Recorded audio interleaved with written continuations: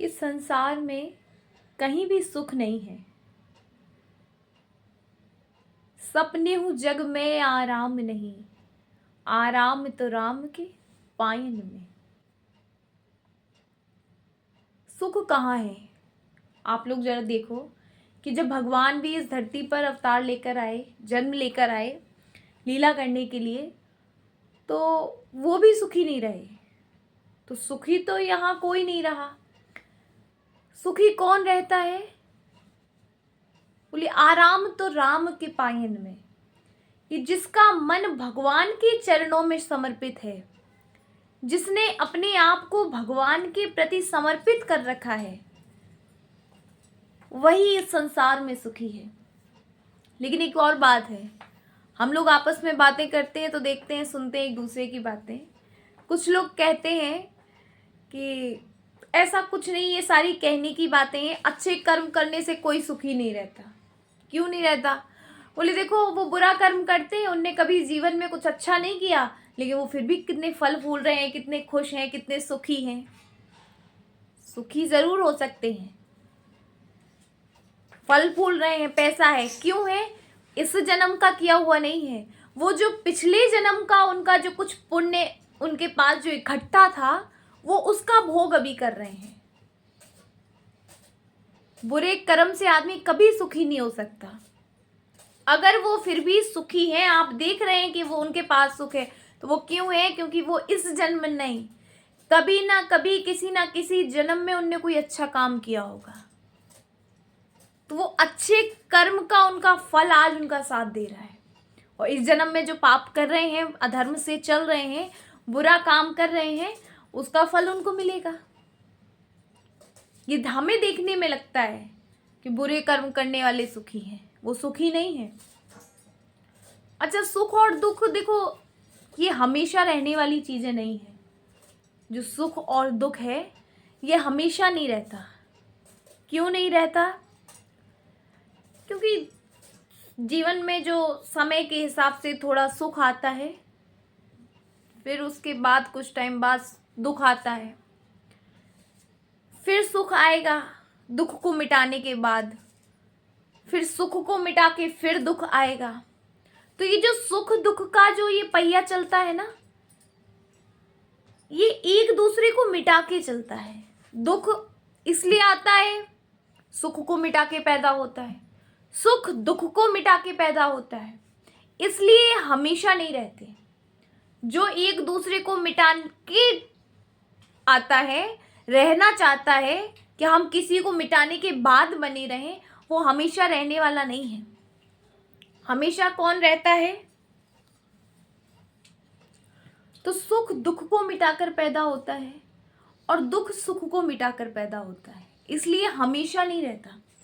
और देखो, जैसे सुख का उल्टा दुख है, दिन का उल्टा रात है, सुबह का उल्टा शाम है। लेकिन आप लोग एक बात करो, आनंद का उल्टा कुछ है? हम लोग शब्द कहते हैं ना, जैसे कोई अच्छा भोजन किया, किसी अच्छी जगह गए तो क्या कहे, वाह आनंद आ गया। आनंद का मतलब क्या है? ये तो हम लोग हास्य में मजाक में कह देते हैं कि आनंद आ गया, पर सच में जिसको आनंद मिल जाता है, जो आनंद को प्राप्त कर लेता है, उसे किसी की जरूरत नहीं होती, उसे सुख दुख से मतलब नहीं होता। जब तक हम इस सुख दुख के चक्कर में फंसे रहेंगे, तब तक हमें आनंद नहीं मिलेगा। अगर आनंद चाहिए तो क्या करना पड़ेगा? जो आनंद सिंधु सुख राशि, ये भगवान श्री राघवेंद्र के लिए गोस्वामी श्री तुलसीदास जी महाराज कहते हैं कि भगवान श्री राघवेंद्र आनंद के सागर हैं, अथाह सागर हैं। और जो उनके आश्रय में रहता है, उनकी भक्ति में रहता है, उसे कहीं सुख और दुख के झमेलों में नहीं फंसना पड़ता, आनंद खुद उसके पास आ जाता है। तो अगर हम चाहते हैं कि हमें आनंद मिले, हम प्रसन्न रहें, शांति से, देखो जीवन जीना है, इस धरती पर आए हैं, तो अच्छे बुरे कर्म सभी व्यक्ति करते हैं, छोटे मोटे पाप पुण्य हमसे होते हैं, मनुष्य हैं, गलतियां करते हैं। पर जब हमें कोई उन गलतियों के विषय में बताए कि आपसे ये गलती हो रही है, या धर्म उपदेशक हैं जो आपको ये बता रहे हैं कि भाई ये काम गलत है, ये अधर्म का मार्ग है, आपको इसे त्यागना चाहिए, इस पर नहीं जाना है, तो हमें उसी टाइम वह बात मान लेनी चाहिए। और ये सारी जो ज्ञान की धर्मानुसार जो बातें हैं, इनको हमें अपनी दिनचर्या में शामिल करना चाहिए।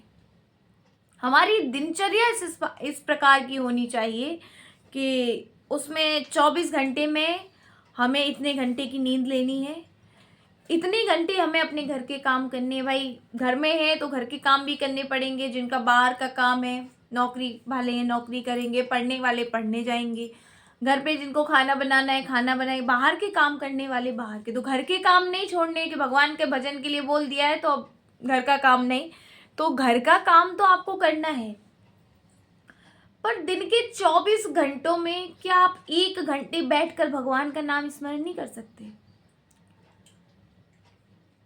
पाप पुण्य जो हमसे अच्छे बुरे या जाने अनजाने में जो हमसे गलतियां हो जाती हैं, उनको अगर हम स्मरण करके, देखो प्रायश्चित एक ऐसा शब्द बना है कि कितना भी बड़ा आपसे पाप हो जाए, लेकिन हृदय से अगर आपके मन में उस बात को लेकर पछतावा है कि नहीं मुझसे गलती हुई, मुझे इस बात की ग्लानि है, मुझे एहसास है कि मैंने गलत किया है, और सचमुच आप हाथ जोड़कर अगर प्रभु से निवेदन करते हैं कि प्रभु ये मुझसे पाप हुआ है, मुझसे गलती है, तो भगवान आपको उस पाप से मुक्त कर देते हैं। बस शर्त ये कि ये सुनकर नहीं कि हम भगवान से कहें, भगवान तो सबके हृदय में निवास करते हैं, हृदय की भावनाओं को समझते हैं।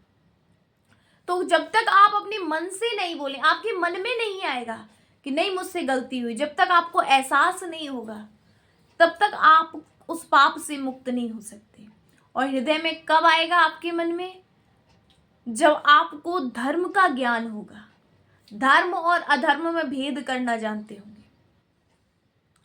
तो भगवान जब हमारे हृदय में निवास करते हैं तो भगवान जानते हैं कि हम अपने मन में क्या सोच रहे हैं। तो जब तक आपके मन में ये भाव नहीं आएगा, और मन में भाव आने के लिए हमें बहुत जरूरी है कि हमारे जीवन में धर्म का आचरण हो, धर्म पूर्वक हम जीवन जिए, ये बहुत जरूरी है। किसी पैसे के लालच में, देखो आप धर्म के हिसाब से आप 10 रुपये कम कमाएंगे, वो आपके जीवन में ज़्यादा प्रभाव डालेगा। लेकिन अगर आपने अधर्म से अगर आपने 1,50,000 रुपये ज़्यादा भी कमा लिए, जितनी जल्दी वो पैसा आया है उतनी ही जल्दी चला जाएगा, और जितनी बुरे तरीके से आप उसे अपने घर में लाते हैं, उतना ही बुरा प्रभाव उस पैसे का आपके घर में, जहाँ जहाँ उस पैसे को आप इस्तेमाल करेंगे, बच्चों की फीस में देंगे तो आपके बच्चों का पढ़ाई में दिमाग हटेगा, घर के खाने में राशन में इस्तेमाल करें तो जो आप उन पैसों का खा रहे हैं उससे आपकी बुद्धि विकृत होगी। तो बहुत ज़रूरी है कि हमारे जीवन में धर्म का होना बहुत ज़रूरी है कि हम जो भी काम करें, जो भी पैसा हम कमा रहे हैं, भाई पैसा बहुत ज़रूरी है आज के टाइम में, तो जो भी हम पैसा कमाएं, बहुत ध्यान हो कि हमारे कमाई हुआ पैसा कभी किसी का बुरा ना हो। हमने जिस काम से पैसा कमाया उस काम से किसी ना किसी का भला हुआ हो,